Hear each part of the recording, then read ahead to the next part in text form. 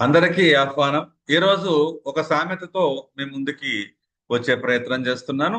ఏమిటండి అంటే, కాశీకి వెళ్ళి ఏం తెచ్చాడ్రా అంటే గాడిద గుడ్డు తెచ్చేయట. ఏమిటండి కాశీకి వెళ్ళి గాడిద గుడ్డు తేవడం ఏమిటి? దీని కథా కమామేషన్ ఏమిటి? ఎలా దీన్ని చూడాలి? ఇలాంటి అంశాలను ఈరోజు చర్చించుకుందాం. ఏమిటంటే కాశీ యాత్ర ప్రధానంగా ఉన్న ఉద్దేశం ఏమిటి? ఈ గాడిద గుడ్డుకున్న సంబంధం ఏమిటి? అంతకు ముందు వీడియోలో మనం గాడిద గుడ్డు కంకర పూస అనే మాట వాడి, అది ఎలాగా గాడిద గుడ్ కాంకర్ ద పీస్ అని. కానీ ఇక్కడేమంటున్నాము, కాశీకి వెళ్ళి ఏం తెచ్చాడ్రా అనే అర్థంలో కాశీకి వెళ్ళి గాడిద గుడ్డు తెచ్చాడు. ఈ గాడిద గుడ్డు రహస్యం ఏమిటి? నిజానికి దానికి సంబంధించిన విషయాన్ని ఈరోజు మనం చూద్దాం. కాశీ యాత్రకి వెళ్ళి నిజానికి వచ్చేటప్పుడు ఏం తేవాలి, ఎందుకు వెళ్తారు, ఇలాంటి నేపథ్యాలు మనం చూద్దాం. కాశీయాత్ర ముగించుకుని వచ్చేటప్పుడు ఏమైనా వస్త్రాలు, ప్రధానంగా కాశీలో మనకి తక్కువ ధరకి మన మీద అంటే సౌత్ ఇండియాలో చూసుకున్నట్లయితే వస్త్రాలు ప్రధానంగా చేనేత వస్త్రాలు కానీ, చేనేత సంబంధించిన కానీ, అట్లా చెక్క బొమ్మలు కానీ, బనారస్ చీరలు కానీ, ఇట్లాంటివి కొంచెం తక్కువ ధరకి వస్తాయి. ఇక తినే పదార్థాలు చూసినట్లయితే బనారస్ పేడ అని, అక్కడ ఆవు పాలతో, మనకి కాశీలో ప్రసిద్ధంగా ఏమిటంటే ఆవులు ఎక్కువ ఉంటాయి. ఆవు పాలతో కోవా తయారు చేస్తారు, చాలా బాగుంటుంది. కాశీ హల్వా ప్రసిద్ధి. ఆవకాయలు ఎక్కడ నుంచి మించి ఉంటాయి అనుకోండి. చూర్ణాలు, కొన్ని చూర్ణాలు చేస్తూ ఉంటారు. ఇవి చాలా ప్రసిద్ధమే. అవి తీసుకొస్తే అలాగే కాశీ విశ్వేశ్వర ప్రసాదం ఏముంటాయి, మామూలుగా ఎక్కడ దొరికినా అవే ఉంటాయి. కొంచెం ఈ కాశీ హల్వా అంటే అది మామూలుగా వైట్ గా ఉండేది ఉంటుంది, అది చాలా బాగుంటుంది. పటిక బెల్లం లాగా ఉంటుంది, చాలా బాగుంటుంది. అది వైట్ గా ఉంటుంది, తింటున్న కొద్ది అది మన రసకొర తిన్నట్టుగా అనిపిస్తూ ఉంటుంది. అది చాలా బాగుంటుంది. అలాంటి స్వీట్స్ ప్రత్యేకం అక్కడ మాత్రమే దొరుకుతాయి. అలాంటివి తీసుకొస్తే చూసేవాళ్ళు ఆనందిస్తారు, తినేవాళ్ళు ఇంకా ఆనందిస్తారు. ఇక కాశీకి వెళ్ళిన తర్వాత వదలాల్సినవి ఏమిటి మనకి? ఇవి చాలా చాలా మంది ఏం చేస్తారు, వంకాయ వదిలేసాం వాళ్ళకి ఇష్టమైనవి, లేదా ఇంకోటి వదిలేసాం, ఏవో చెప్తారు పేర్లు. కానీ కాశీకి వెళ్ళిన తర్వాత వదలాల్సింది ఏమిటి అంటే శరీరంపై అతి వ్యామోహం, ప్రధానంగా అలంకరణ, అందం. వయసు అయిపోయింది కదా, ఏమైపోతాము, ఇట్లాంటివి, సుఖభోగాలు, అట్లాగే ఆరోగ్యం పైన అతి భయంకరమైనటువంటి ఆలోచనలు, అతి భయం. ఎవడైనా సరే మనకి అక్కడ మోక్షధామ్ అని ఒక పెద్ద కట్టడం, ఒక సర్కిల్ పెట్టి రౌండ్ గా ఉంటుంది.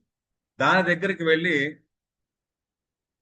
అక్కడ చాలా మంది వెళ్ళి ఉండిపోతారు. అక్కడ జీవితం చరమాంకం వరకు ఉండిపోదాం అనేది అక్కడ ఉండేటువంటి మోక్షధామం అనేది. అందువల్ల వయసు భయం కానీ ఇట్లాంటి భయాలు ఏవి ఉండడం, వదిలేయడం అనేది ఆవిడ ఉద్దేశం. రెండవది అహంకారం, అరిషడ్ వర్గాలకు సంబంధించినటువంటి ఈ కామ, క్రోధ, మోహ, మద మాత్సర్యాలకు సంబంధించినటువంటి వదిలేయాలి. అంటే కులము, రూపము, బలము, అహం, ఇవన్నీ అందులోకి వస్తాయి. ఇవన్నిటి ద్వారా మనిషి తన మానవత్వాన్ని కోల్పోతాడు. నిజానికి అరిషట్ వర్గాలు అవి వచ్చి మనల్ని పట్టుకోవు, మనమే వాటిని పట్టుకుంటాం. అందుకు అవి వదిలేయాలి అంటే కాయాపేక్ష ప్రధానంగా వదిలేయాల్సింది. తర్వాత అసలైన త్యాగం ఏమిటంటే ఫలాపేక్ష వదిలేయడం. అంటే గుర్తింపు కోసం ఏదైనా పని చేయడం.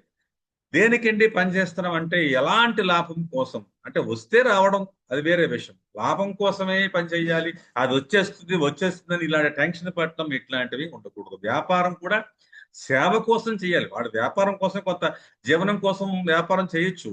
కానీ వ్యాపారం చేసి ప్రతిదీ అడ్డమైనటువంటి వ్యాపారం చేయడం, మార్గద్రవ్యాల వ్యాపారం చేయడం, ఇట్లాంటివి చేయడం వల్ల వాళ్ళ జీవితంలో ఇబ్బంది పడేటువంటి అవకాశం ఉంది. ప్రశంసల కోసం ప్రధానంగా ఈరోజు ప్రశంసించడం పెద్దవాళ్ళు చిన్నవాళ్ళు చేయొచ్చు. కానీ అందరూ మననే ప్రశంసించాలని మనం అదాపులు చేస్తూ ఉంటే ఎవరైనా ప్రశంసిస్తారు? పిల్లల నుంచి ఆశించడం ఇది చాలా తప్పండి. చిన్నపిల్లల నుంచి మనం ఏం ఆశించకూడదు, వాళ్ళ ప్రేమానురాగాలు తప్ప. అంతేగాని వాళ్ళకి మనం ఏదో ప్రలోభ పెట్టడం, వాళ్ళకి ఈ పని చేస్తే నీకు ఇది ఇస్తాను రా, అట్లాంటి మాట్లాడటం, ఇట్లాంటివి ఉండకూడదు. కాబట్టి కాయాపేక్ష, ఫలాపేక్ష. కాయాపేక్ష అంటే మన శరీరానికి సంబంధించింది, ఫలాపేక్ష అంటే మన ఫలితానికి సంబంధించింది తప్ప పండు వదిలేమో కాయ వదిలేమో అనే అర్థం కాదు. ఇది మనం గమనించవలసినటువంటి అంశం.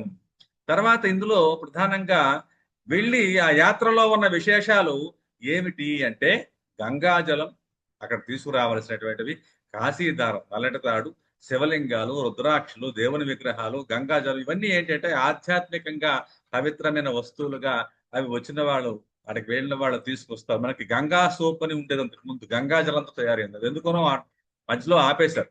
తర్వాత మరి అది రావడం లేదు, ఏమైపోయింది తెలియదు. గంగా వాటరు అంటే గంగని స్పృశించమన్నారు, గంగలో స్నానం చేయమన్నారు, గంగా నీళ్లు తాగమన్నారు. నిజానికి గంగాజలం పవిత్రమైనది, దాన్ని చల్లుకోవాలి, చాలా స్నానం చేయాలి. డైరెక్ట్ గా నీళ్లు తాగితే జలుబు చేస్తుంది. ఇక్కడ డైరెక్ట్ గా వేరే ప్రాంతం వాళ్ళు వెళ్ళినప్పుడు అలా చేసినట్లయితే ఇబ్బంది పడే అవకాశం కూడా ఉంటుంది.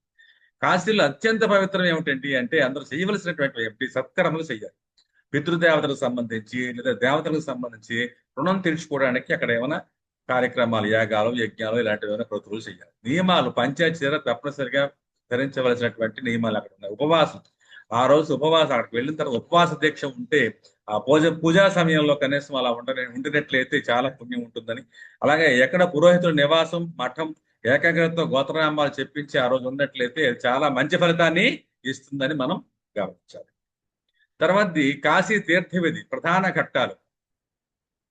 అందులో మనం చూసినట్లయితే మణికర్ణిక ఘాట్ అని, చక్రతీర్థం అని, పంచతీర్థని, పితృదేవతల పిండ ప్రదానం అని, గంగా పూజ, దంపతి పూజ ఇట్లాంటివన్నీ ఇందులో ఉంటాయి. పవిత్ర ముద్రిక అని చెప్పి చాలా మంది ఆ గంగలో మట్టి వెయ్యాలి ఇలాంటివి కాకుండా అక్కడ ఉన్నటువంటి మట్టిని తీసుకొని ఒంటికి రాసుకొని స్నానం చెయ్యాలి. పంచ తీర్థ ఘాట్లు 5: అస్సీ ఘాట్, అశ్వమేధ ఘాట్, త్రిలోచన ఘాట్, పంచగంగా ఘాట్, మణికర్ణ ఘాట్. ఈ పంచతీర్థ ఘాట్లో కూడా స్నానం చేయవలసినటువంటి అవసరం ఉంది. ఇది మనం గమనించవలసిన అంశం. పితృదేవతలకు పిండ ప్రదానం చేయడం, మోక్ష ప్రాప్తి కోసం ఇలాంటివి చేస్తారు. గంగా పూజ, గంగని పూజించడం అంటే మనకి గంగని స్వచ్ఛ గంగా అని గంగా నదిని మొత్తం ప్రక్షాళన చేయించారు. అది గంగా పూజ. గంగలో అన్ని రకాల ధాన్యాలు వేసేయడం కాదు. దంపతి పూజ, ఇద్దరు దంపతులు వెళ్ళినట్లయితే ఆ దంపతులు పూజ చేయడం, దంపతులకు పూజ చేయడం, ఆ దంపతులకు పూజ చేయడం, ఇట్లాంటిది ఈ 5 రకాల అంశాలు ప్రధానంగా పరిస్థితిలో దానాలు చేయడం, పవిత్ర ముద్రను రాసుకో చేయడం, మోక్ష ప్రాప్తికి సంబంధించినటువంటి పితృదేవత పిండ ప్రదానం చేయడం, ఇలాంటివి చేయవలసినటువంటి ప్రధానమైన అంశాలు. దానివల్ల ఏమవుతుంది, అది పరిపూర్ణత ఎప్పుడు వస్తుంది అంటే కాశీ విశ్వనాథుని దర్శనం చేసుకోవాలి. కనీసం ఆయన దగ్గరికి వెళ్ళి కాసేపు అక్కడ ఉండి గంగా స్నానం చేసిన తర్వాత అక్కడ స్వామికి అభిషేకం అయిన తర్వాత కాలభైరవ స్వామి, కాశీ కొత్వాల్ అంటారు ఆయన, కాలభైరవు, ఆయన దర్శనం చేసుకోవాలి. రామేశ్వరం రామలింగేశ్వరుని అభిషేకం చేయాలి. గంగా జలంతో ఆ యాత్ర సంపూర్ణంగా అవుతుంది. కాబట్టి గంగా జలాన్ని మనం తీసుకొని వచ్చినట్లయితే రాగి చెంబులో ఉంటుంది. చాలా సంవత్సరాలైనా సరే ఆ నీళ్లు ఫంగస్ రావటం కానీ ఇట్లాంటివి ఏమి జరగదు. అదొక ప్రత్యేకమైనటువంటిది. దీన్ని విదేశస్తులు దాని మీద టెస్ట్ చేసి ఇది చాలా మెడికేటెడ్ వాటర్ అని చెప్పడం జరిగింది. ఇదొక ప్రధానమైన అంశం. తర్వాతది కాశీకి వెళ్ళి ఏం తెచ్చేవరా అంటే అసాధ్యమైంది, పనికి మాలినవి ఏమైనా తేకూడదు. ఏమి తేవాలంటే ఇవన్నీ నేను చెప్పినవి ఏమైనా తీసుకురావచ్చు. ఏమి తేకుండా పనికి మాలినవి ఏమైనా తీసుకొస్తే శ్రమ అంతా వృధా, ఫలితం అంతా సొమ్ము. కాబట్టి కాశీకి వెళ్ళి తేవలసిన తేకపోగా అనవసరమైన తీసుకొస్తే కాశీకి వెళ్ళి గాడిద గుడ్డు తెచ్చాడు రా అంటారు. అంటే శ్రమ వృధా అయిపోయింది, ఫలితము ఏమి లేకుండా అయిపోయింది. ఇలాంటప్పుడు ఇలాంటివి మనం మాట్లాడే అవకాశం ఉంది. కాబట్టి ఇలాంటి మరిన్ని అంశాలతో మేము ముందు ఉంటాం. శుభం శుభం భూయాత్. దీన్ని సబ్స్క్రైబ్ చేయండి. మరిన్ని అంశాలతో మళ్ళీ కలుద్దాం. శుభం.